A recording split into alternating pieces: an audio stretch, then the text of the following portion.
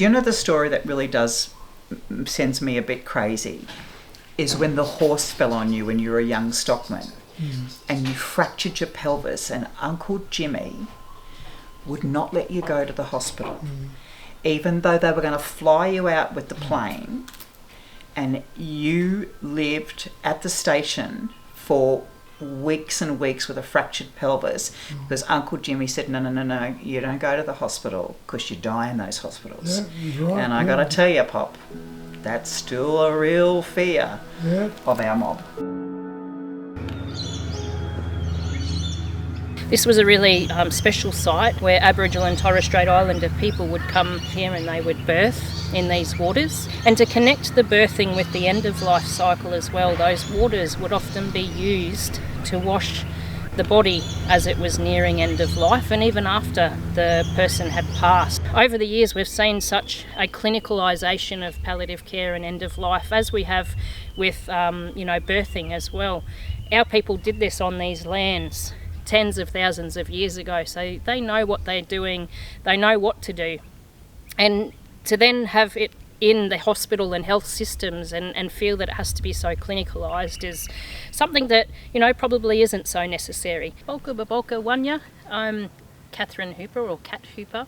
I'm a proud Worimi, Gubbi Gubbi and Coconut Island descendant, and I'm Australia's first Aboriginal nurse practitioner who has specialised in palliative care, chronic disease and in rural, remote and emergency care practices. I started off as an assistant nurse, and then I was able to practice in emergency.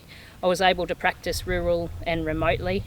And then I was actually really drawn in particular to Aboriginal and Torres Strait Islander chronic disease and illness. And it was after working in that space that I recognised and realised that very few Aboriginal and Torres Strait Islander peoples actually access palliative care. And to me that didn't make sense, given the extent of, comorbidities and chronic disease burden that happens in this population of people. I thought it was so important that we explored and looked at why Aboriginal and Torres Strait Islanders weren't accessing palliative care. Some of the things so simple that we've been able to do is if people aren't able to get back to country, to have their end of life care or to have their final moments on country, there's so much that we can do to bring that into our health services. And those things are as simple as grabbing the beautiful waters here and taking it to the bedside and having these waters, if they're a saltwater person, running through a water feature in their room so they can smell and they can hear those waters of their lands and have that connection if they're unable to be here and be able to touch it and feel it for themselves.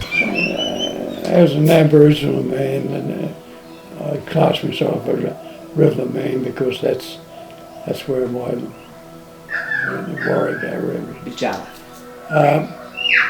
You just stop and think for a moment. That piece of sand has travelled right down the length of Queensland through the different rivers, and there's a little bit of all that land that's finished up in that. The idea was that a little bit of it goes in the coffin. It's all part of the things I want done, my last wishes. You've got to have some idea of what you want to do. If you make the idea it's what you want with your problem, that's it. It's something that had to be done. Way overdue, and still not known well enough.